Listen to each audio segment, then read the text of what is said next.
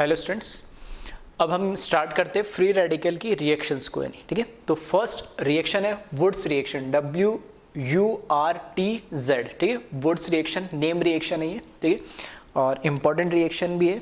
ये alkene chapter में आपको मिलेगी, जिसमें प्रिपरेशन ऑफ एल्केन के अंदर हम पढ़ते हैं कि एल्केन बनाने का एक मेथड है एल्काइल हैलाइड से। एक्स कोई भी हैलाइड होगा, ठीक है, एक्सेप्ट फ्लोरीन, क्लोरीन, ब्रोमीन और आयोडीन होगा, ठीक है। RF बॉन्ड क्योंकि बहुत स्ट्रांग होता है तो ब्रेक नहीं होता है, तो क्लोरीन, ब्रोमीन और आयोडीन होगा।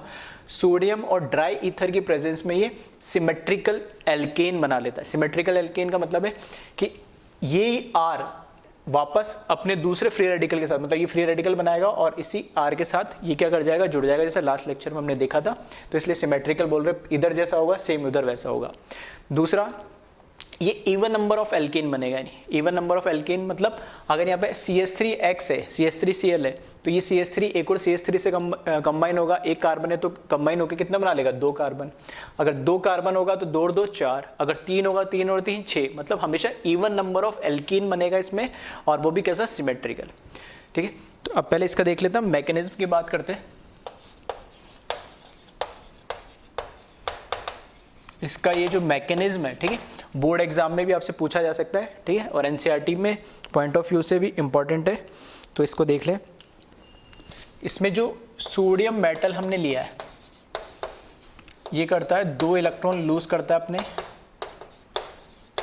ठीक है। 2 एटम ले लिए मैंने सोडियम के, 2 इलेक्ट्रॉन लूज करे। फिर जो RX एल्काइल हैलाइड का जो बॉन्ड है, इसके साथ ये 2 इलेक्ट्रॉन, और हमें पता है यहाँ पे पार्शियल नेगेटिव चार्ज होगा या पार्शियल पॉजिटिव चार्ज होगा।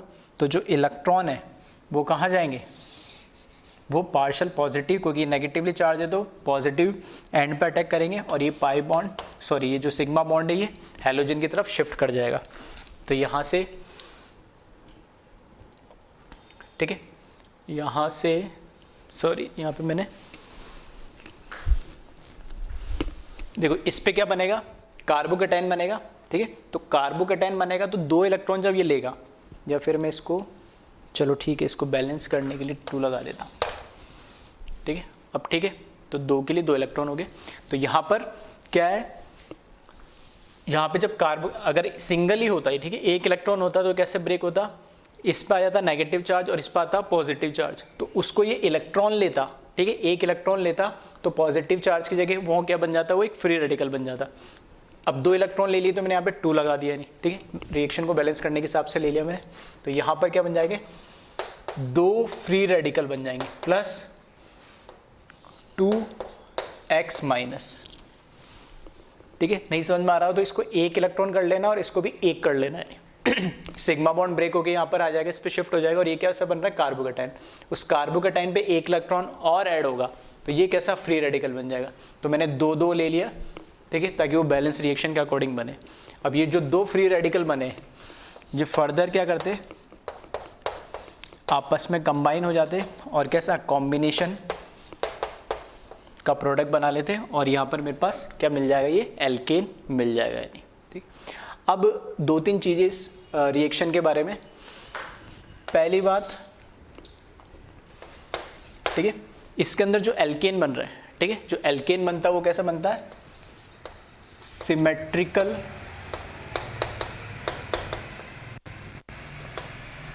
इवन नंबर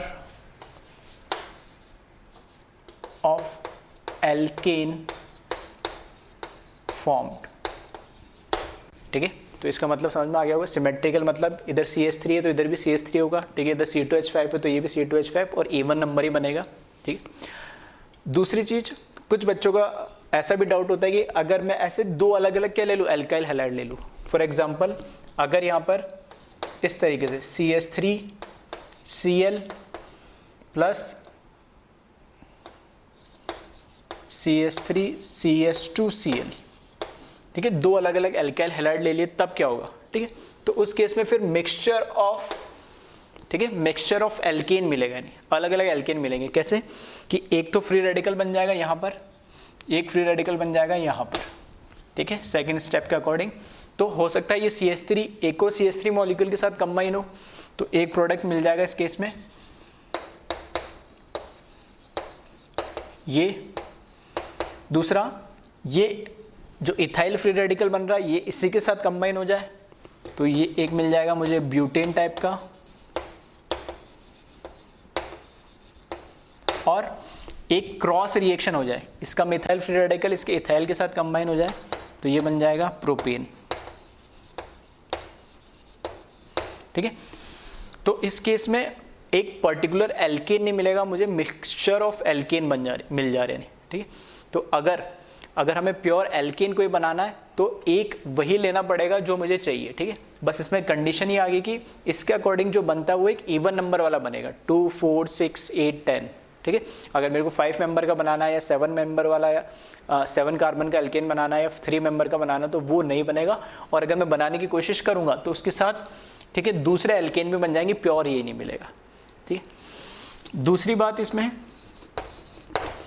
ठीक है, दूसरी चीज इसमें सोडियम जो हमने यूज करा है, ठीक है, सोडियम जो यूज करा है वो ड्राई ईथर लिया है। ठीक है, ड्राई ईथर इसलिए लिया है क्योंकि अगर ठीक है इसमें अगर मैंने वाटर यूज कर लिया तो वाटर के साथ सोडियम कंबाइन होके ठीक है सोडियम हाइड्रोक्साइड बनाएगा और हाइड्रोजन गैस को लिबरेट कर देगा।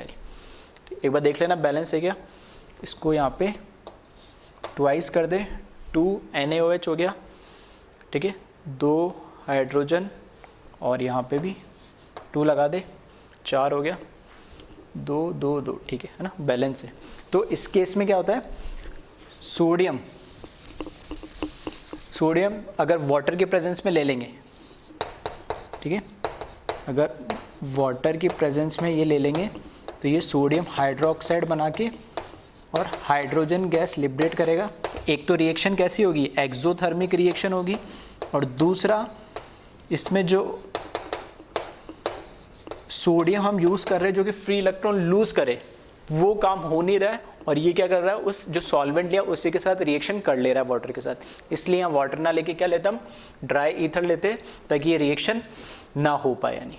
ठीक है, तो एक तो ये चीज़ सिमेट्रिकल एल्केन बनता है, दूसरी ये कि इसमें वाटर की प्रेजेंस में इसलिए नहीं ले रहे क्योंकि यहाँ पर ठीक है यहाँ पर क्या है, Na की रिएक्शन ना ड्राई ईथर के साथ कोई रिएक्शन नहीं हो रही। ठीक है, तो इसमें यहाँ पे लिख लेना no reaction of sodium with dry ether. ठीक है, इसलिए हम ड्राई ईथर ले रहे हैं। और तीसरी चीज ध्यान रखना,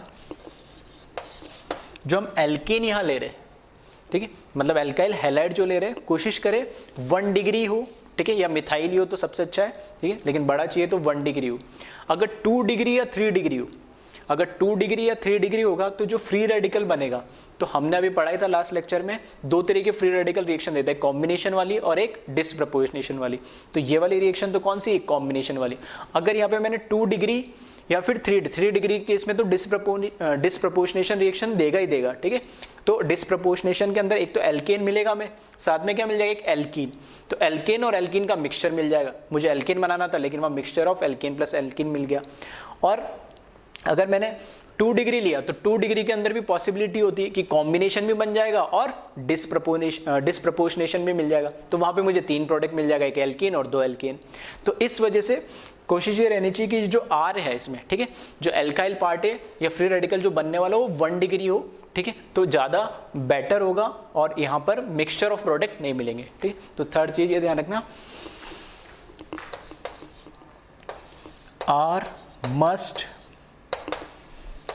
B 1 degree so that pure alkane can formed easily, but ठीक है, if 2 degree or 3 degree alkyl is used, then again mixture of product form।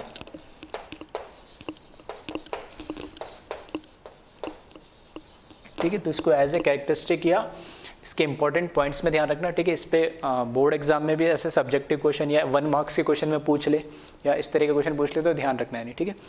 एक तो किस तरह के एल्केन बनते हैं, फिर इन केस में कभी इस तरह का क्वेश्चन भी पूछ ले कि वाटरी सॉल्वेंट क्यों नहीं यूज़ कर रहे, ड्राई ईथर क्यों यूज़ कर रहे, और अगर 2 डिग्री 3 डिग्री क्यों नहीं यूज़ कर रहे, और अगर ऐसा दे रखा है तो प्रोडक्ट बनने की पॉसिबिलिटी क्या है, ठीक है। तो एक बार इसको पहले कॉपी कर लें।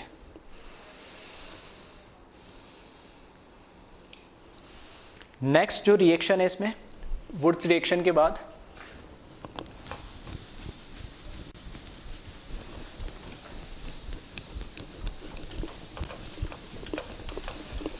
ठीक है, नेम रिएक्शन से ही है। अब जो रिएक्शन मैं बताने वाला हूँ अगले 3-4 रिएक्शन, ठीक है, मैकेनिज्म उनका सेम ही है, ठीक है। अब इसमें डिफरेंस बस ये आ गया कि रिएजेंट चेंज हो जा रहा है, रिएजेंट चेंज हो जाने से बस उसका नाम हम बदल दे रहे हैं। तो वुड्स रिएक्शन समझ में आ रही है, तो बाकी इन रिएक्शन में कोई दिक्कत नहीं है। बस ध्यान हमें अल्टीमेटली ये रखना है कि नेम रिएक्शन में नेम जो दे रखा तो उसके अंदर रिएजेंट क्या दे रखा वो थोड़ा इंपॉर्टेंट हो जाता है। तो इनका क्या करें आप, जो जो इसके रिएजेंट दे रखे हैं, ठीक है, यहाँ पर रिएजेंट के नाम पे क्या मेटल चेंज हो जाएगा, तो मेटल चेंज हो जा रहा है, ठीक है। तो उसके अकॉर्डिंग ध्यान रखना रिएक्शन का नाम क्या है। तो वुड्स रिएक्शन के बाद है सेकेंड रिएक्शन फिटिग रिएक्शन, FITTIG,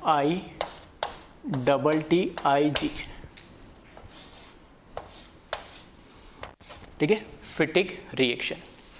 अब वुड्स रिएक्शन और फिटिग रिएक्शन में क्या डिफरेंस है, तो फिटिग रिएक्शन में हमारे पास जो रिएक्टेंट दे रखा है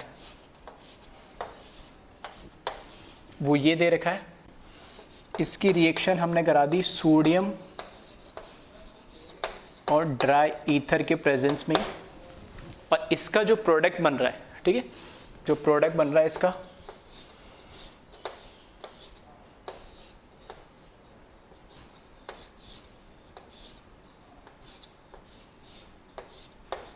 ये प्रोडक्ट बनेगा। और ये थोड़ा सा सॉल्वेंट चेंज कर लेना, ड्राई ईथर नहीं होता यहाँ पे, यहाँ पर ही होता है THF, ठीक है। THF पहले ही बताया था क्या होता है। THF जो होता है वो होता है एक साइक्लिक ईथर होता है, इसको हम बोलते हैं टेट्रा, ठीक है, हाइड्रोफ्यूरेन,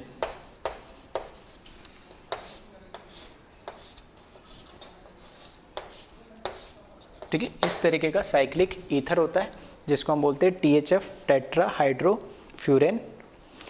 अब इस केस के अंदर फिटिग रिएक्शन क्यों बोला, देखो दो चीजें कि मेटल तो है सोडियम ही, एक तो हुआ solvent change, normally dry ether लेके ठीक है, ड्राई ईथर ना लेके यहाँ पर मैंने क्या यूज करा है, THF यूज करा है, तो वो भी ईथर लेकिन ये साइक्लिक ईथर है, तो इसका क्या यूज है वो भी बता रहा हूँ। और यहाँ पर नेम कैसे चेंज हुआ, नेम ऐसे चेंज हुआ कि यहाँ पे जो R है वो अब नॉर्मल एलिफेटिक नहीं है, कैसा हो गया, एरोमेटिक आ गया। अगर एरोमेटिक के साथ अगर हेलोजन लगा हुआ है, क्लोरीन, ब्रोमीन और आयोडीन, तब तो मैं उसको बोलूंगा फिटिग रिएक्शन। और अगर इधर कोई भी R ग्रुप लगा हुआ है और सोडियम और ड्राई ईथर के प्रेजेंस में रिएक्शन करा रहा हूं, तो मैं उसको क्या बोलूंगा, वुड्स रिएक्शन बोलूंगा, ठीक है। डिफरेंस समझ लेना, एरोमेटिक के अंदर मैं उसको फिटिग बोल रहा हूँ, एल्काइल ग्रुप जो ये है ये एराइल हो जाता है, अगर R जो है वो एरोमेटिक हो जाता है, एराइल ग्रुप हो जाता है, तब मैं बोलता हूँ फिटिग। और अगर नॉर्मल एलिफेटिक होता है, मतलब कोई भी इथाइल, मिथाइल, प्रोपाइल कुछ भी है, ठीक है, तो उस केस में इसको क्या बोलता हूँ मैं, वुड्स रिएक्शन बोलता हूँ। ड्राई ईथर की जगह THF इसलिए यूज करा है क्योंकि यहाँ मुझे पता है कि डबल सिंग, ठीक है, इस तरीके से 3 पाई बॉन्ड होते हैं, इसके पास क्लोरीन के पास भी क्या है, 3 लोन पेयर है, तो डबल, सिंगल और लोन पेयर क्या है, कॉन्जुगेशन है रेजोनेंस है। रेजोनेंस की वजह से ये जो बॉन्ड है इसके अंदर क्या आता है, डबल बॉन्ड कैरेक्टर आ जाता है, ठीक है। इसके अंदर क्या आ जाता है,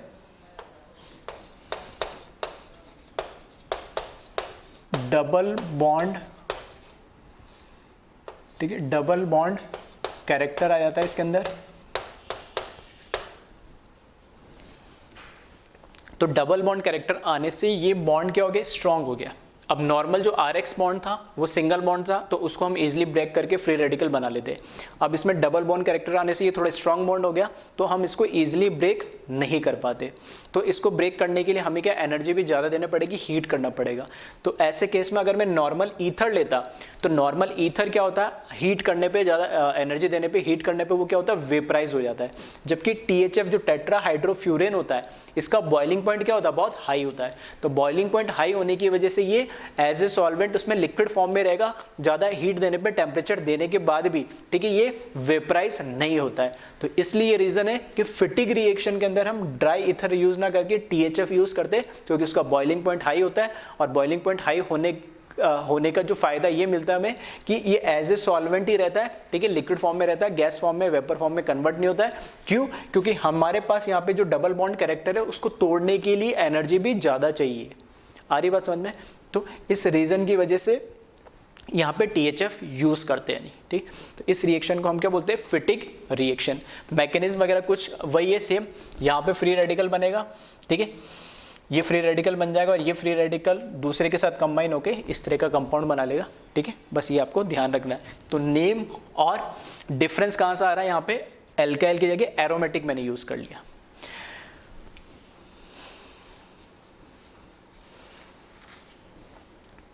ठीक है, चाहो तो इसमें लिख लेना एक point,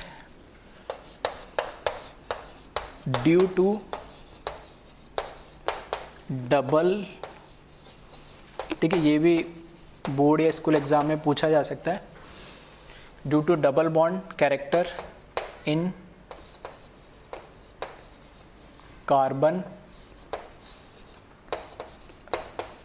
and chlorine bond, due to double bond character in carbon chlorine bond, high energy is required. Next लिख लेना, THF has high boiling point, ठीक है। फिर आ जाओ नेक्स्ट रिएक्शन। नेक्स्ट रिएक्शन होती है, ठीक, इसको कॉपी कर लेना एक बार। नेक्स्ट जो रिएक्शन है वो है दोनों का कॉम्बिनेशन, वुड्स रिएक्शन और फिटिग रिएक्शन, दोनों का मैं कंबाइन, ठीक है, प्रोडक्ट बनाऊं। मतलब वुड्स के अंदर तो एलिफेटिक R ग्रुप होता है और इसके अंदर एरोमेटिक। तो अगर मेरे को ऐसा कोई कंबाइन प्रोडक्ट बनाना तो इसको हम बोलते हैं वुड्स फिटिग रिएक्शन, ठीक है। इसमें वुड्स का मैंने ले लिया फॉर एग्जांपल CH3 ले लिया, प्लस इसका मैंने क्या ले लिया, फिटिग का एरोमेटिक ले लिया। रिएक्शन करा दे हम सोडियम THF के प्रेजेंस में, तो इसका जो प्रोडक्ट मिलेगा, ठीक है, यहाँ फ्री रेडिकल बनेगा, यहाँ फ्री रेडिकल बनेगा और दोनों कंबाइन होके ये प्रोडक्ट बना लेंगे, नहीं, ठीक है। तो जैसा नाम है उसी के अकॉर्डिंग हमने क्या बना दिया, इसका प्रोडक्ट बना दिया।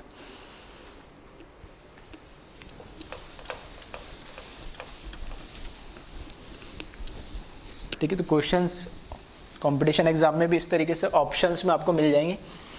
4 रिएक्शंस लिख देगा और पूछेगा पर्टिकुलर ये रिएक्शन वुड्स फिटिग रिएक्शन इनमें से कौन सी है।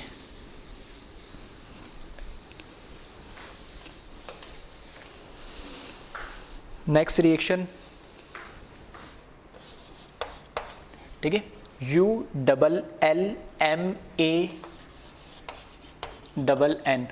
उल्मान रिएक्शन, ठीक है। नाम थोड़े से अजीब अजीब लगेंगे लेकिन जो साइंटिस्ट के नेम पे है वही बता रहा हूँ मैं, तो ध्यान रखना नाम को। नेक्स्ट रिएक्शन है उल्मान रिएक्शन, तो इसमें भी सेम वही है। अब चेंज इसमें क्या आ गया, ये भी एरोमेटिक ही है, बस पर्टिकुलर यहाँ पे हेलोजन मैंने आयोडीन यूज़ कर लिया, और यहाँ पे जो मेटल है वो कॉपर आपने यूज़ कर लिया।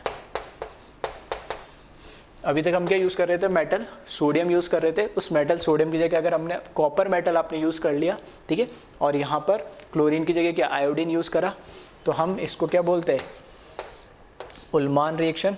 प्रोडक्ट तो बनना वही सेम है, फ्री रेडिकल मैकेनिज्म से ही बनेगा, सेम मैकेनिज्म होगा, उसमें कोई डिफरेंस नहीं है, ठीक है। और एक लास्ट रिएक्शन और होती है, उसका नाम है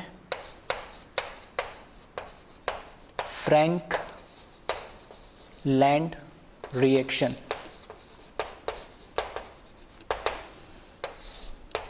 फ्रैंकलैंड रिएक्शन, फ्रैंकलैंड रिएक्शन में भी सेम चीज़ें, सिर्फ मेटल चेंज हो गया। जो नॉर्मल रिएक्शन हमने पढ़ी थी CH3Cl, ठीक है, वुड्स रिएक्शन में भी यही था, एल्काइल हैलाइड ही था।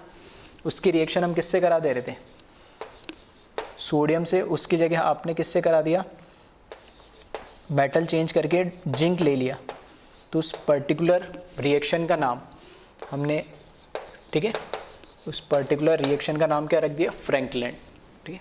तो एक्चुअली क्या इन पर्टिकुलर साइंटिस्ट ने ये रिएक्शन करवा के देखी, इसलिए उनके नाम से उन रिएक्शन को हमने क्या ये नाम दे दिया। एक्चुअल में है तो सारी क्या वुड्स रिएक्शन टाइप ही है, नहीं तो यहाँ जिंक यूज़ कर लिया तो वुड्स को हमने क्या बोल दिया, फ्रैंकलैंड।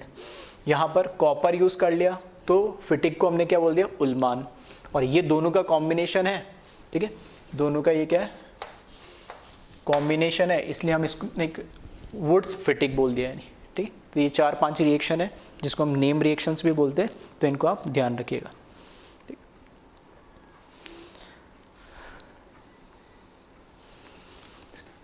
अब आ जाओ कुछ क्वेश्चंस इस पे देख लेते हम। तो पहला तो लिख लेना रेट ऑफ रिएक्शन, ठीक है।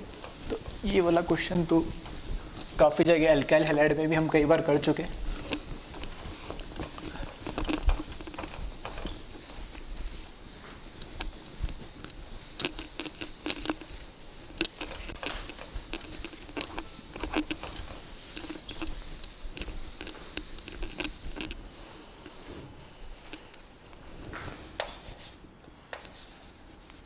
कंपेयर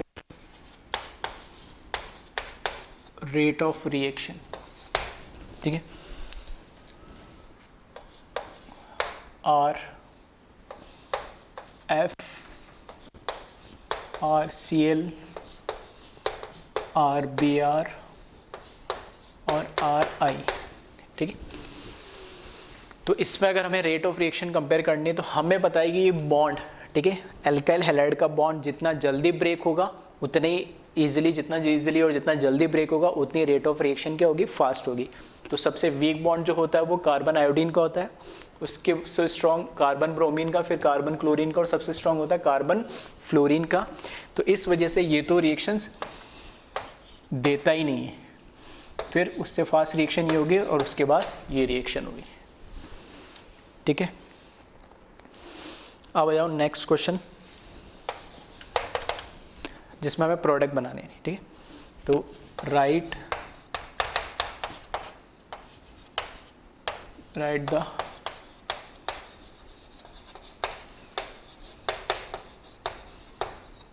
प्रोडक्ट ऑफ रिएक्शन, ठीक है। तो रिएक्टेंट में लिख रहा हूँ, उसके आपको क्या बनाने, प्रोडक्ट बनाने।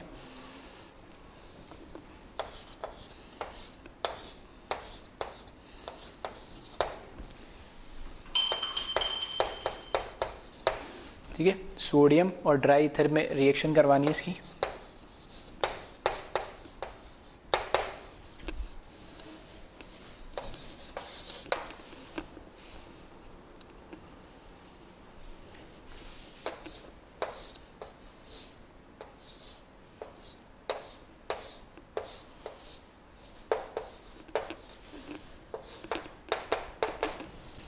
ठीक है, ये प्रोडक्ट बनाए इसमें।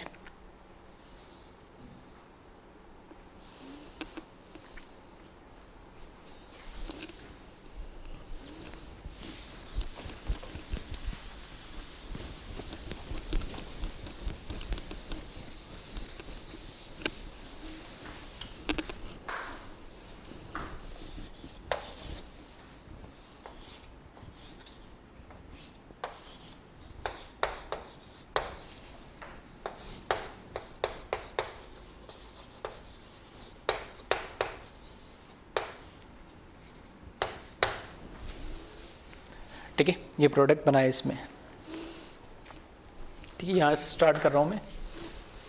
इसमें देखना, जब फ्री रेडिकल बनेगा, इधर आएगा फ्री रेडिकल, इधर बनेगा फ्री रेडिकल, ये फ्री रेडिकल बनेगा, ठीक है। फ्री रेडिकल बना के दिखा रहा हूँ मैं इसमें। तो ये जो फ्री रेडिकल है ये कैसा है, 2 डिग्री है। 2 डिग्री है तो हमने पढ़ा था लास्ट लेक्चर में कि फ्री रेडिकल कॉम्बिनेशन देगा, डिस्प्रपोर्शनेशन देगा, ठीक है। उसका ऑर्डर हमने देखा था क्या, उसकी मतलब कौन से परसेंटेज ऑफ प्रोडक्ट बनेगा। तो हमने देखा था 2 डिग्री के अंदर कुछ नहीं दे रखा, तो हम सारे प्रोडक्ट बनाते हैं, कॉम्बिनेशन वाले भी और डिस्प्रपोर्शनेशन वाले भी। तो इसमें कॉम्बिनेशन की बात करेंगे तो एक तो ये प्रोडक्ट बन जाएगा,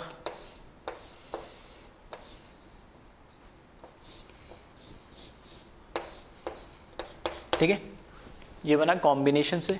फिर डिस्प्रपोर्शनेशन में यहां पर क्या लग जाएगा, H लग जाएगा,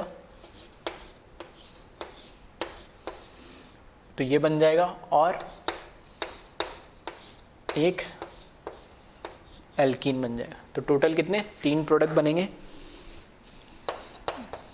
ये बनेगा कॉम्बिनेशन से और ये दोनों बनेंगे डिस्प्रपोर्शनेशन से,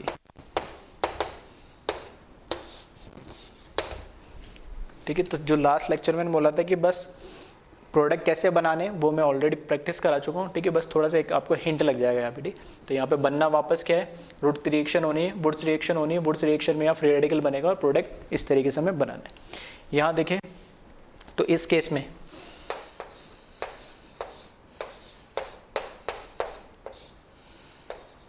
यहाँ पे बनेगा फ्री रेडिकल, इस कार्बन से ब्रोमीन हट जाएगा फ्री रेडिकल, और ये कैसा है 1 डिग्री, ठीक है। ये कैसा था 2 डिग्री था। तो 1 डिग्री के केस में तो क्या है, कॉम्बिनेशन ही बनेगा। तो इस तरीके से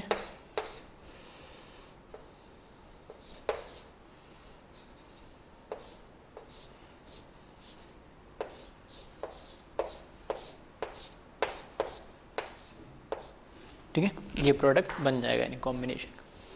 थर्ड में देखें, क्लोरीन ब्रोमीन दोनों दे रखा, यहाँ से क्लोरीन हट जाएगा, यहाँ से ब्रोमीन हट जाएगा, तो कैसा बन जाएगा, ये बाई रेडिकल बन गया यानी। और बाई रेडिकल में अंदर हमेशा कैसी होती, इंट्रामॉलिक्यूलर रिएक्शन होगी यानी। तो ये इंट्रा मॉलिक्यूलर प्रोडक्ट बना है और यहाँ पे कॉम्बिनेशन से प्रोडक्ट बना है, ठीक है। तो सेम, बस अब हमने क्या करा, पर्टिकुलर रिएक्शन का नाम लिख दिया, और रिएक्शन का नाम लिखने के बाद बस हमें ये देखना फ्री रेडिकल बनता है। फ्री रेडिकल बनने के बाद हमें पता है 2 पॉसिबिलिटी, डिस्प्रपोर्शनेशन की और कॉम्बिनेशन की। तो हम देख लेंगे फ्री रेडिकल कहाँ और कैसे बन रहा है, नहीं, ठीक है। तो एक बार इसको कॉपी कर ले।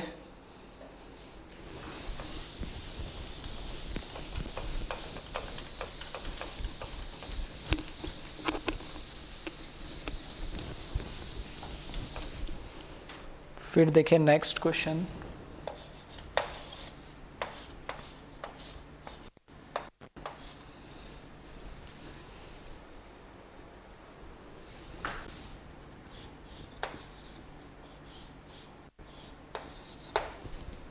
ठीक है, इसकी रिएक्शन वापस हमने करा दी ड्राई ईथर के प्रेजेंस में, सोडियम और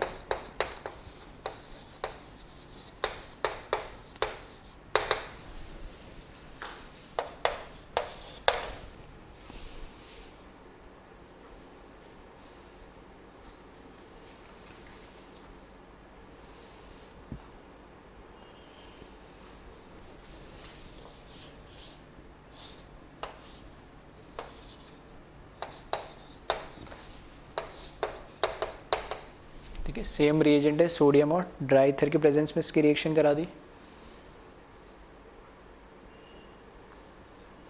इसको थोड़ा सा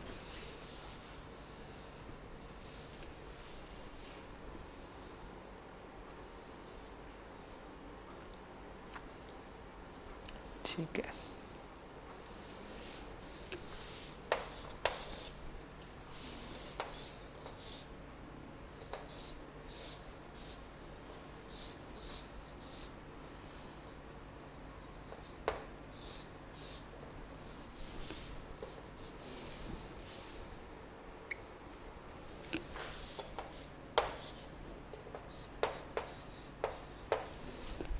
ठीक है, इनके प्रोडक्ट्स बनाए सेम सोडियम और ड्राई ईथर की प्रेजेंस में।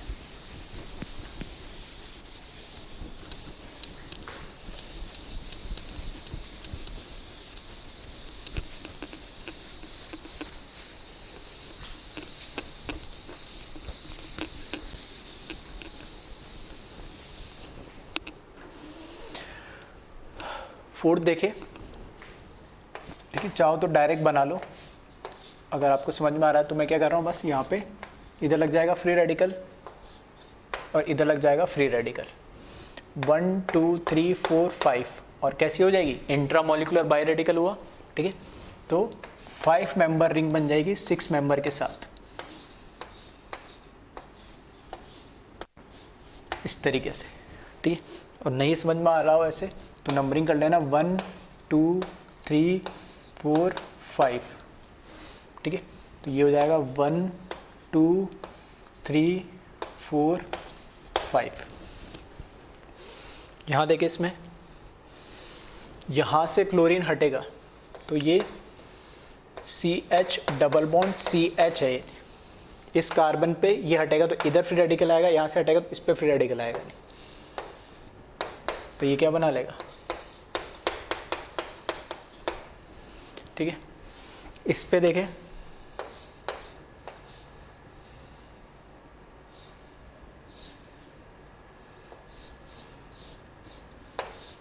यहाँ पे फ्री रेडिकल आएगा और यहाँ पे फ्री रेडिकल आएगा। अब है तो बाई रेडिकल ही, तो होनी कैसी, इंट्रामोलिकुलर ही, मतलब ये इसके साथ क्या करेगा, बॉन्ड बनाना ही है। तो नहीं समझ में आ रहा तो नंबरिंग कर लो 1 2 3 4 5 6 7 8 9 10, मतलब 1 कंबाइन हो जाएगा 6 से, मतलब 1 2 3 4 5 6 मेंबर रिंग बनेगी एक, तो 6 मेंबर रिंग बना देता हूँ मैं। फिर देखना 1 2 3 4 5 6 मेंबर फिर रिंग बनेगी, तो ये 6 मेंबर और बना दी, और किस तरीके से 1 से, सॉरी यहाँ से 1 से कंबाइन करा हमने किसको, 6 को, 1 से कंबाइन करा हमने 6 को, और इधर जाओगे तो 2 3 4 5 6, 1 2 3 4 5 6, ठीक है, तो ये कंबाइन हो गया। 6 के आगे देखना 7 है इधर, फिर 8 9 और 10, ठीक है। तो ऐसे बनाने में दिक्कत हो तो नंबरिंग करके बना लेना इसको।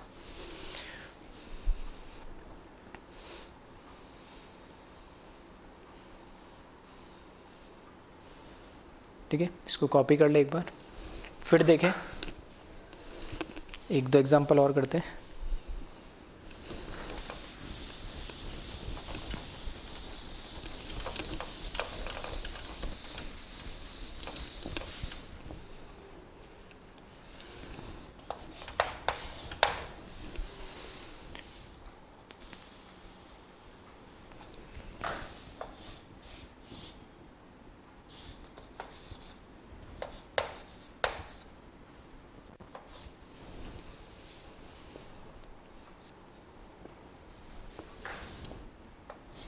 ठीक है, ट्रिपल बॉन्ड बना देते इसमें,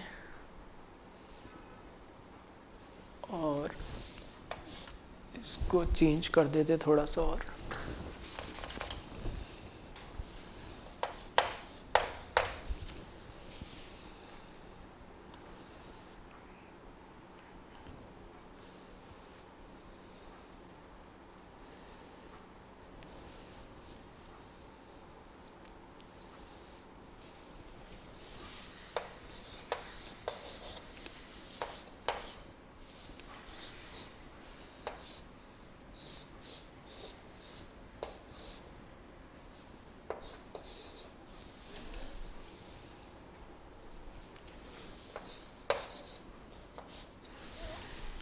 ठीक है, सेम है, सोडियम डाईथर के प्रेजेंस में रिएक्शन करानी है हमें।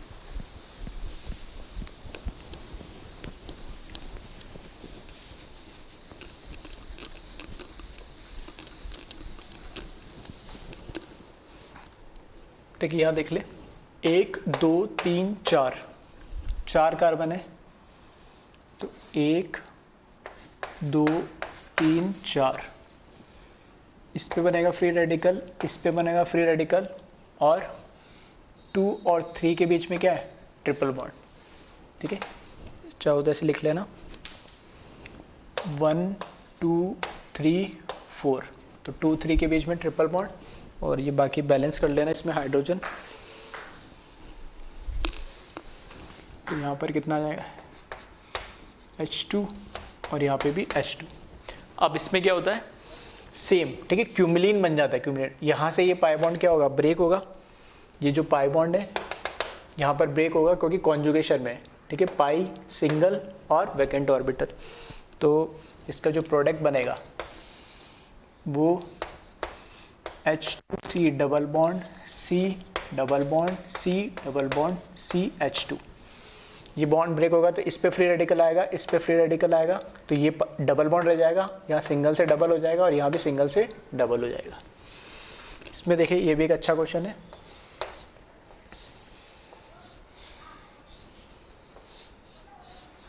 ठीक है, फ्री रेडिकल बना रहा हूँ, एक तो यहाँ बनेगा फ्री रेडिकल, एक यहाँ पे बनेगा फ्री रेडिकल, क्लोरीन क्लोरीन हट जाएगा, ये डबल बॉन्ड। अब यहाँ से अगर आप बनाओगे तो 1 2 3 4 बनना तो इंट्रामोलिकुलर ही बाई रेडिकल है, तो 4 मेंबर रिंग बनाओगे तो हाईली स्ट्रेंड होगी। तो इसमें एक काम क्या हो सकता है कि मुझे यहाँ से दिख रहा है पाई सिंगल और वैकेंट ऑर्बिटल किसके अंदर है, कॉन्जुगेशन के अंदर है ये।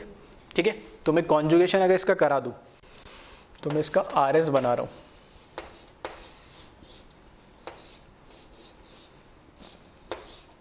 तो ये फ्री रेडिकल और यहाँ पर आ जाएगा पाई बॉन्ड, और ये 1 2 3 इधर आ जाएगा। अब ये कन्वर्ट हो गया, लास्ट क्वेश्चन मैंने इधर जो लिखा था सेम उसी की तरह। अब इसको काउंटिंग कर लो आप, 1 2 3 4 5 6 7 8 9 और 10। तो इसमें जो है ये 1 से क्या कंबाइन होगा 6, तो ये जो प्रोडक्ट बनेगा 6 मेंबर रिंग इधर बन जाएगी और एक को 6 मेंबर रिंग इसके इस तरीके से पैरेलल बन जाएगी। बस नंबरिंग का ध्यान रखना कि पाई बॉन्ड का आएगा। अगर मैं इसको बोल रहा हूँ 1, जिससे 1 और 6 आपस में कंबाइन हुए, ये 1 और 6 कंबाइन हो गए, तो ये हो गया 2 3 4 5 7 8 9 और 10। जो पाई बॉन्ड है वो 2 और 3 के बीच में है, तो पाई बॉन्ड आ जाएगा यहाँ पर। ठीक है, तो इस तरीके से कॉन्सेप्ट तो सिर्फ एक वही है जो लास्ट में हम पढ़ चुके थे, कॉम्बिनेशन डिस्प्रोपोर्शनेशन का। अब बस मैकेनिज्म है, मैकेनिज्म में फ्री रेडिकल बनने का तरीका अलग अलग हो जाएगा, वो डिपेंड करेगा रिएक्शन कौन सी है। और एक बार फ्री रेडिकल बन जाएगा तो फिर प्रोडक्ट हम, ठीक है, जैसे लास्ट लेक्चर में बनाए थे और इस लेक्चर में मैंने कुछ क्वेश्चंस और प्रैक्टिस कराए, सेम वैसे हमें बताने हैं। ठीक है, तो एक बार इसको कॉपी कर ले।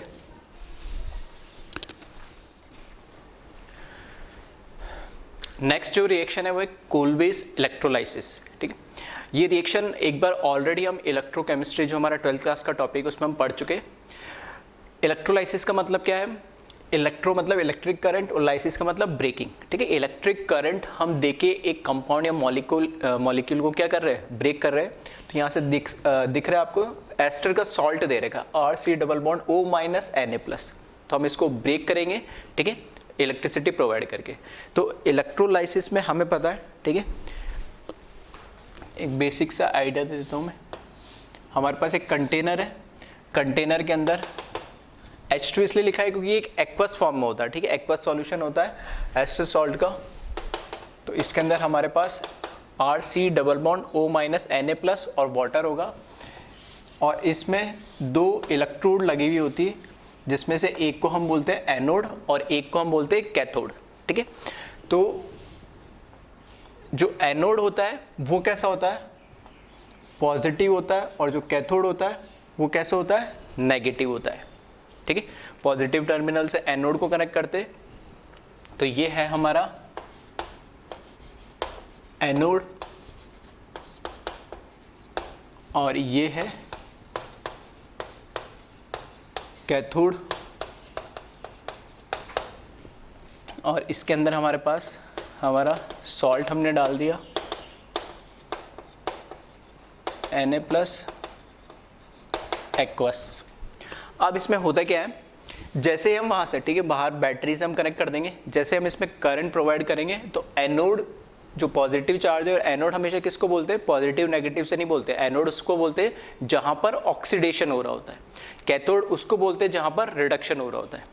तो यहाँ अगर मैं बात करूँ, ठीक है, अगर रिएक्शन हो कैसे रही है, तो मैंने इसके 2 मोल्स लिए, ठीक है, तो RR मतलब 1 मोल एल्केन बनेगा, 2 मोल CO2 बनेगा और 1 मोल क्या बनेगा, मेरे पास हाइड्रोजन गैस मिलेगी।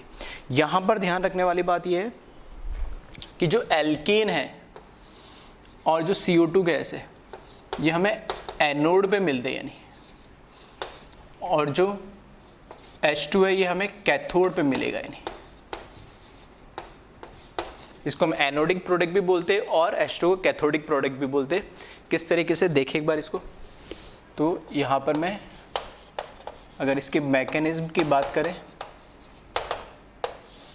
तो हमारे पास पता है 2 सॉल्ट है, एक तो एस्टर है RC double bond O minus Na plus,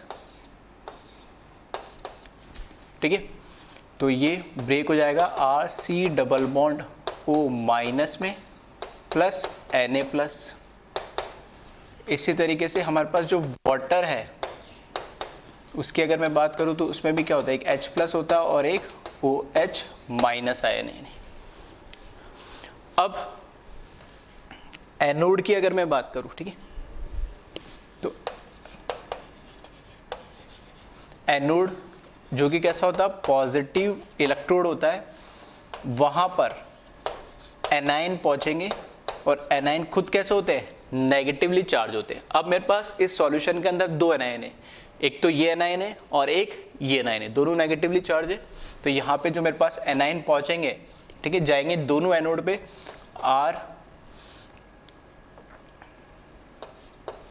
RC double bond O minus and OH minus. अब एनोड पे क्योंकि क्या होता है, ऑक्सीडेशन होता है, ठीक है, एनोड पे क्या होगा, ऑक्सीडेशन होगा। तो ऑक्सीडेशन किस एनायन का होगा ये हमें देखना होता है। तो हमने इलेक्ट्रोकेमिकल सीरीज पढ़ी, ECS पढ़ी, ठीक है, हालांकि उसमें हम इस तरह का कोई एनायन नहीं पढ़ते, ठीक, लेकिन ये थोड़ा सा इसमें बस याद रखना होता है कि एनोड पे जो ऑक्सीडेशन होता है तो उस आयन का, उस एनायन का ऑक्सीडेशन होगा जिसका ऑक्सीडेशन पोटेंशियल ज्यादा होता है, ठीक है, प्रैक्टिकली एक्सपेरिमेंटली। तो ये देखा गया है कि जो ये एनायन है, ठीक है, एस्टर का जो एनायन है, ठीक है, जो सॉल्ट फॉर्म में है, इसका ऑक्सीडेशन पोटेंशियल ज़्यादा होता है, इसलिए इसका ऑक्सीडेशन पहले होता है। हाँ, जब ये पूरा खत्म हो जाएगा फिर जो दूसरा एनायन होता है जिसका सेकंड नंबर पे ऑक्सीडेशन पोटेंशियल उस सॉल्यूशन के अंदर ज़्यादा होगा, फिर उसका होगा। अगर ऐसे मोर देन 3, 4, 5 जितने भी है तो उनको हम increasing order of their oxidation potential में अरेंज कर देंगे, और जिसका सबसे ज़्यादा होगा वो पहले ऑक्सीडाइज होगा, फिर उसके बाद उससे नीचे वाला, फिर उससे नीचे वाला, इस तरीके से, ठीक। तो यहाँ पर कौन ऑक्सीडाइज होगा, ये, क्यों, क्योंकि इसका ऑक्सीडेशन पोटेंशियल ज़्यादा होता है, ठीक है। तो ये आपको याद ही रखना है। इसमें क्या होता है, इसके 2 मोल्स जो मैंने लिए RC double bond O minus, ये क्या करता है, एक इलेक्ट्रॉन, एक मोल इलेक्ट्रॉन लूज करेगा तो 2 मोल कितने हो जाएंगे, 2 इलेक्ट्रॉन लूज करेंगे, और ये RC डबल बॉन्ड O और ये फ्री रेडिकल बना लेगा। इस पे एक अभी नेगेटिव चार्ज है, 1 इलेक्ट्रॉन लूज करेगा तो ये क्या बना लेगा, फ्री रेडिकल बना लेगा, इस तरीके से, ठीक है। प्लस 2 के लिए क्या लिखूंगा मैं, 2 इलेक्ट्रॉन लिखूंगा, 2 मोल्स लिए तो इसलिए 2 इलेक्ट्रॉन क्या करेगा, लूज कर देगा ये। नेक्स्ट स्टेप में क्या होता है, इसमें जो इसके 2 मोल्स मैंने लिए, 2 मोल्स जो मैंने लिए, फिर रेडिकल जो बना है, इसका होमोलाइटिक क्लेवेज होता है। यहाँ से 1 इलेक्ट्रॉन ये कार्बन ले लेगा, ठीक है, 1 इलेक्ट्रॉन जो हमारा एल्काइल पार्ट है वो ले लेगा। तो होमोलाइटिक क्लेवेज होने पे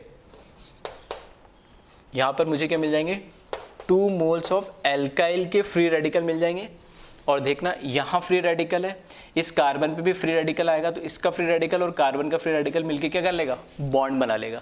तो C double bond O, C double bond O, that means O double bond C double bond O, ये क्या बना लिया इसने, CO2 गैस बना ली, ठीक है। नेक्स्ट स्टेप में ये 2 जो मोल्स है R डॉट R, दोनों फ्री रेडिकल, ठीक है, अपनी वैलेंसी कंप्लीट करने के लिए आपस में क्या हो जाएंगे, कंबाइन हो जाएंगे, और ये मुझे क्या मिल जाएगा, एल्केन मिल जाएगा एट एनोड। तो यहाँ मैंने लिखा एनोड पे RR मिल रहा है जो यहाँ बन गया, CO2 मिल वो यहाँ बन गया, ठीक है, और 2 मोल्स लिख देता हूँ इसको, क्योंकि यहाँ से 2 मोल्स ले रखे मैंने, तो 2R डॉट और 2 CO2 बनेंगे, तो यहाँ पे CO2 बन गया। फिर हम बात करें कैथोड पे, तो कैथोड जो है हमारे पास, कैथोड कैसा होता है, नेगेटिवली चार्ज होता है, और यहाँ पर हमारे पास कौन आएगा, कैथोड पे नेगेटिव चार्ज है तो कौन आएंगे, पॉजिटिव आएंगे, आयन आएंगे, और वो उसे हम क्या बोलते हैं, कैटायन। और यहाँ पर हमें 2 कैटायन है हमारे पास, एक तो Na+ और एक H+। तो यहाँ पर हमारे पास एक Na+ एंड H+। और कैथोड पे क्या होता है, रिडक्शन। जैसे एनोड पे ऑक्सीडेशन होता है तो कैथोड पे क्या होता है, रिडक्शन होगा। अब हमें देखना है कि किसका रिडक्शन होगा, तो रिडक्शन उसी आयन का होगा जिसका रिडक्शन पोटेंशियल ज़्यादा होता है अकॉर्डिंग टू इलेक्ट्रोकेमिकल सीरीज। तो हमें पता है Na+ और H+ में से, ठीक है, ECS में जो रिडक्शन पोटेंशियल ज़्यादा होता है वो होता है H+, का, तो H+ का यहाँ पे रिडक्शन होगा। तो अब देखना यहाँ पे जो 2 इलेक्ट्रॉन लूज करे, ठीक है, अगर मैं बैलेंस केमिकल इक्वेशन के अकॉर्डिंग बात करूँ तो यहाँ से 2 मोल लिए, तो 2 मोल ने क्या करे, 2 इलेक्ट्रॉन लूज करे, तो ये 2 इलेक्ट्रॉन जो है वो 2 H+ आयन गेन करेंगे और H2 गैस के फॉर्म में कन्वर्ट हो जाएंगे, ठीक है। तो ये प्रोडक्ट मिल रहा है मुझे कहाँ पे, कैथोड पे, तो मैंने ये लिखा कैथोड, इसको कैथोडिक प्रोडक्ट बोलेंगे। तो कई तरह के क्वेश्चंस पूछे जाते हैं इसमें कॉल-बेस इलेक्ट्रोलाइसिस से। पहले तो एनोड पे क्या मिलता है, तो एनोड पे हमारा एल्केन बनेगा और CO2 गैस मिलेगी। कैथोड पे क्या मिलेगा, तो वो H2 गैस मिलेगी, ठीक है। दूसरा क्वेश्चन ये पूछा जाता है कि कितने नंबर ऑफ गैसेस इस प्रोसेस में इवॉल्व हो रही है। तो एक तो मुझे पता है CO2 हो रही है, वो एक तो एनोड पे, एक H2 हो रही है कैथोड पे, 2 गैस तो ये हो गई। अगर हमारे पास ऐसा एल्केन है जिसमें number of carbon atom up to 4 है, ठीक है, 4 कार्बन एटम तक, फॉर एग्जांपल यहाँ पर मैंने इथाइल ले लिया, इथाइल एस्टर ले लिया, CH3 CH2, ठीक है।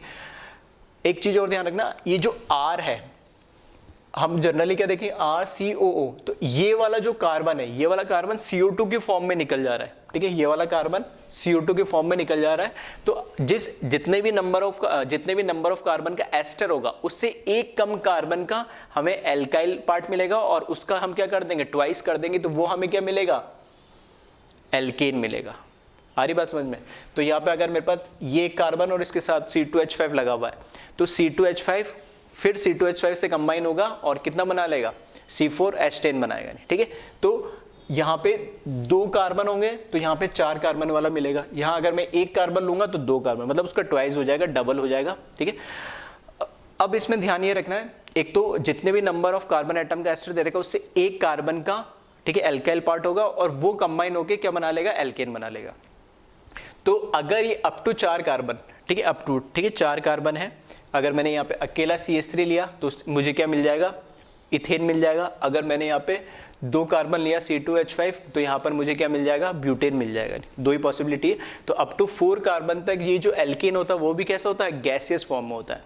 तो इस तरह का क्वेश्चन भी पूछ लेता है कि टोटल नंबर ऑफ गैसेस में अगर अप टू ब्यूटेन तक बन रहा है, ठीक है, इथेन बन रहा है या ब्यूटेन, 2 ही पॉसिबिलिटी है, ठीक है। मीथेन बनेगा नहीं और प्रोपेन भी बनेगा नहीं इस केस में, ठीक है। इवन नंबर ऑफ एल्केन बनता है किसके अंदर, कोल बेस इलेक्ट्रोलाइसिस में भी, और अगर इथेन है और अगर ब्यूटेन है तो वो भी गैसेस फॉर्म होगा। तो टोटल 2 गैसेस इवोल्व होगी एनोड पे, यानी, ठीक है। तो ये दूसरे टाइप का क्वेश्चन बनता है इसमें। तो एक बार पहले इसको कॉपी कर ले। इसमें एक चीज और देखनी, कई बार इस तरह का प्रोडक्ट मिल जाता है, ठीक है। थोड़ा सा मैं यहाँ से आइडिया दे देता हूँ, मैं लिखा दूंगा। देखो इसके अंदर एनोड पे आप देखोगे तो एक तो मुझे ये मिला, एस्टर का फ्री रेडिकल मिल रहा है मुझे, और ये फ्री रेडिकल किसके अंदर कन्वर्ट हो रहा है, फिर एल्काइल फ्री रेडिकल में। तो कई बार ये एस्टर और एल्काइल का फ्री रेडिकल आपस में भी कंबाइन होकर प्रोडक्ट बना लेता है एस्टर। तो हमें कई बार ऐसा होता है कि हम यहाँ पर ढूंढ रहे होते हैं कि प्रोडक्ट मुझे क्या मिलेगा, या तो एल्केन मिलेगा, CO2 मिलेगा, H2 मिलेगा, लेकिन कई बार ऐसे ऑप्शन में एस्टर प्रोडक्ट भी दे रखा होता है, तो वो भी आपको ध्यान रखना पड़ेगा, ठीक। तो एक बार पहले इसको जल्दी से कॉपी कर ले।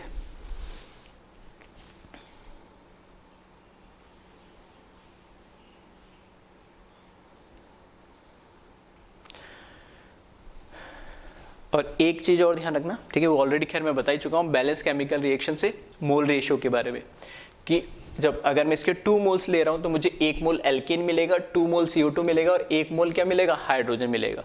1:2:1। हाइड्रोजन भी देखना, जो 2 इलेक्ट्रॉन इसने लूज करे वही 2 इलेक्ट्रॉन लेके H2 गैस बना रहा है, ठीक।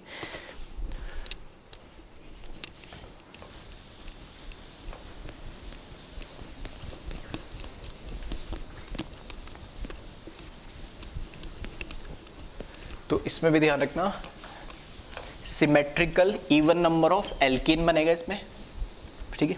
तो इसके नीचे इसके कुछ इंपॉर्टेंट पॉइंट्स है वो लिख लेना।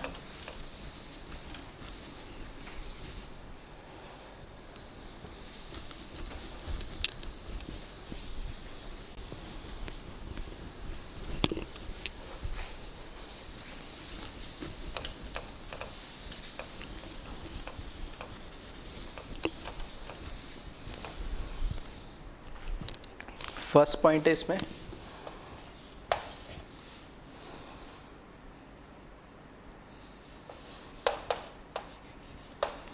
even number of symmetrical alkene formed, ठीक है। फिर लिख लेना up to 4 carbon, up to 4 carbon alkane is gas। फिर लिख लेना एनोडिक जो प्रोडक्ट है वो क्या क्या है हमारे पास, एक तो एल्केन है एन CO2 गैस है, और जो कैथोडिक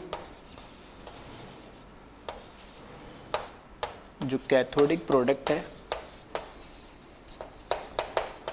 वो H2 गैस मिलेगी, सही। नेक्स्ट जो मोल रेशियो है,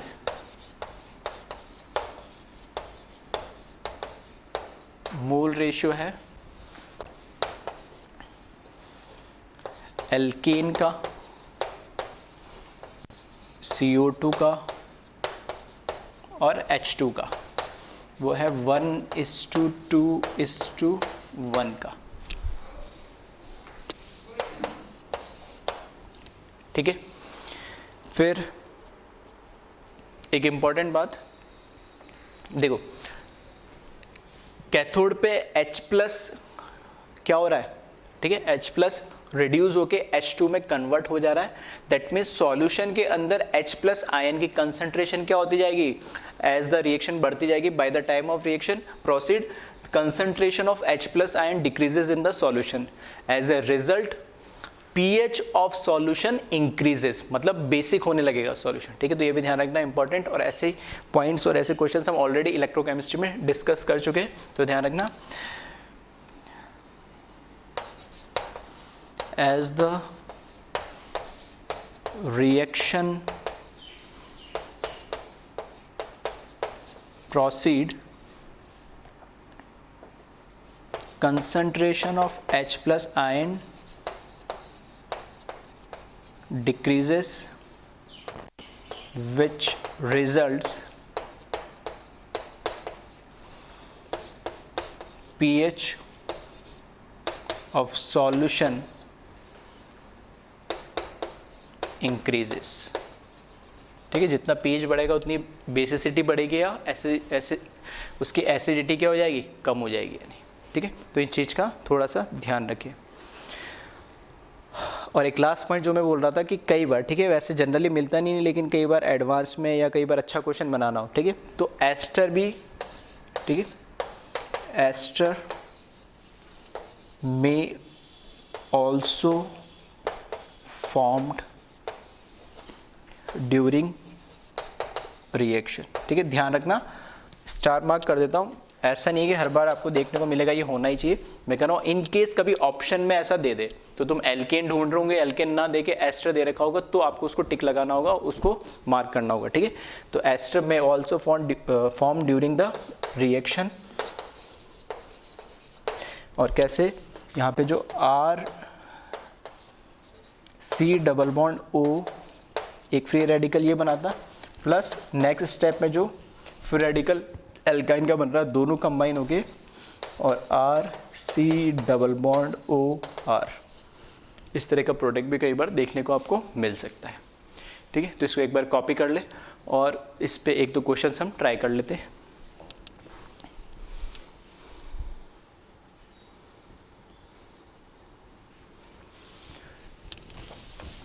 क्वेश्चन लिख ले, right the product of the reaction. इसमें अल्टीमेटली करना क्या हमें, ठीक है, मैं बहुत सारे क्वेश्चन नहीं बता रहा, ऑलरेडी हम पीछे डिस्कस कर चुके। बस ये देखना हमें फ्री रेडिकल, ठीक है, ये बनता है फ्री रेडिकल, और ये फ्री रेडिकल कहाँ बनता है, जहाँ से सी लगा उससे पीछे वाले कार्बन में फ्री रेडिकल बनेगा बस।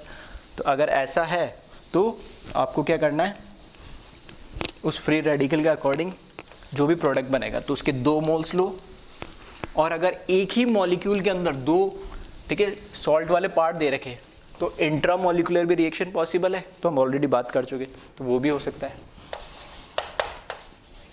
एग्जाम्पल में देखते हैं, राइट द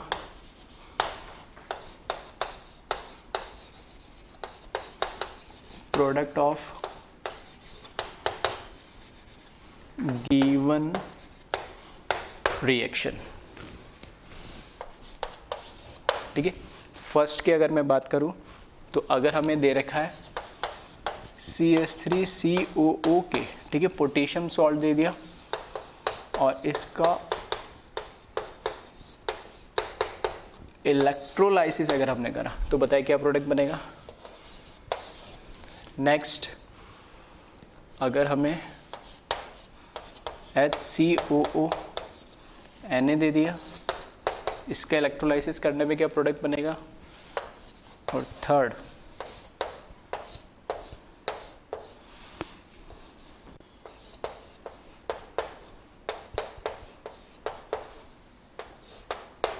इसका इलेक्ट्रोलाइसिस से क्या प्रोडक्ट बनेगा, ठीक है, तो ये बताए। फर्स्ट वाले में हमें पता है ये CO2 के फॉर्म में निकलेगा, इधर फ्री रेडिकल बनेगा, तो इस फ्री रेडिकल के साथ एक और मॉलिक्यूल इसका कंबाइन हो जाएगा, तो ये बन जाएगा इथेन, CH3 साथ में CO2 प्लस H2। बस ये ध्यान रखना, ये कहाँ बनेगा, ये बनता है कैथोड पे, और ये दोनों एनोड पे। सिमिलरली ये अच्छा क्वेश्चन है, इसका ध्यान रखना। कई बार ऐसा क्वेश्चन पूछ लेगा कि एनोड और कैथोड पे, वो इस तरीके दे देगा क्वेश्चन, ये दे देगा कि एनोड और कैथोड पे सेम गैस लिबरेट हो रही हो तो ऐसा रिएक्टेंट कौन सा होगा। तो ये ऐसे 4 ऑप्शन दे देगा, वो रिएक्टेंट आपको बताना होगा। मतलब एनोड पे भी सेम गैस लिबरेट हो रही हो और कैथोड पे भी, तो हमें पता है कैथोड पे तो एक ही गैस लिबरेट होती है, कौन सी, H2। दैट मीन्स एनोड पे भी वही गैस लिबरेट होनी चाहिए। तो यहाँ पर कई बार बच्चे क्या करते हैं कि वो देखते हैं बस कार्बन कितने, भूल जाते हैं कि एक ये वाला जो कार्बन है CO2 के फॉर्म में निकलता है, तो ये वाला कार्बन तो CO2 के फॉर्म में निकल जाता है, उसके पीछे फ्री रेडिकल लिखता है, तो वो क्या करते हैं सी के अकॉर्डिंग देखते हैं और ये इथेन बना देते हैं, जो कि बिल्कुल गलत है, ठीक है। तो थोड़ा सा ये आइडिया रखना मैकेनिज्म का कि इस कार्बन को छोड़ के ये तो CO2 के फॉर्म में निकलेगा, या बनेगा फ्री रेडिकल, तो H डॉट बनेगा, यानी वो H डॉट दूसरे H डॉट से कंबाइन होकर H2 गैस बना लेगा। तो यहाँ पर मुझे एक तो H2 गैस मिलेगी प्लस CO2 तो मिलेगा ही, और ये फिक्स है। तो यहाँ पर देखना सेम गैस लिबरेट हो रही है, एनोड पे भी H2 लिबरेट हो रहा है और कैथोड पे भी H2 लिबरेट हो रहा है, ठीक है। तो ये भी एक अच्छा क्वेश्चन बन जाता है कि एनोड और कैथोड पे सेम गैस लिबरेशन हो रहा है, तो बताइए कौन सा वो हमारे पास कंपाउंड होगा या वो कौन सा मॉलिक्यूल होगा, ठीक है। इसी तरीके से इसमें आ जाओ, ये CO2 के फॉर्म में निकलेगा तो यहाँ बनेगा फ्री रेडिकल, ये निकल जाएगा तो यहाँ बनेगा फ्री रेडिकल, तो मैं वो फ्री रेडिकल बना रहा हूँ। एक फ्री रेडिकल यहाँ बनेगा, एक फ्री रेडिकल यहाँ बनेगा, CO2 यहाँ से भी निकल जाएगा, यहाँ से भी सही जाएगा, ठीक है। मैंने बोला एक मॉलिक्यूल में दो भी हो सकते हैं, तो ये एक ही कंपाउंड में दो फ्री रेडिकल बन गए, और जब ऐसा होगा तो कैसी रिएक्शन होगी, इंट्रामॉलिक्यूलर, ठीक है। ऑलरेडी हम डिस्कस कर चुके हैं, इंट्रामॉलिक्यूलर रिएक्शन बहुत फास्ट होती है, तो इसमें इंट्रामॉलिक्यूलर रिएक्शन ही देगा। हाँ, कुछ केसेस में हमने, ठीक है, डिस्कस कर चुका था कि इंट्रामॉलिक्यूलर ना देखे, वो इंटरमॉलिक्यूलर कब देगा, जब स्टेबिलिटी की बहुत ज़्यादा बात है, जैसे एरोमेटिसिटी की, या ठीक है, जैसे हमने बेंजाइन वगैरह में बात करी थी। तो इस केस में जो प्रोडक्ट मिलेगा वो साइक्लोहेक्सीन मिल जाएगा, ये डबल बॉन्ड बना लेंगे, ठीक है। तो बाकी इस तरह के क्वेश्चंस, जहाँ पे बस ये देखना आपको फ्री रेडिकल का बनेगा, तो जब फ्री रेडिकल बन जाएगा उसके अकॉर्डिंग दो तरह के प्रोडक्ट बन सकते हैं, कॉम्बिनेशन का और एक, ठीक है, डिस्प्रपोर्शनेशन का। नहीं तो उसमें कॉम्बिनेशन में भी देख ले कि बाई रेडिकल तो नहीं, बाई रेडिकल आ गया तो फिर वैसे इंट्रामॉलिक्यूलर बना दे, और सिंगल है तो फिर कंबाइन कर दे, ठीक है। तो इसको कॉपी कर ले।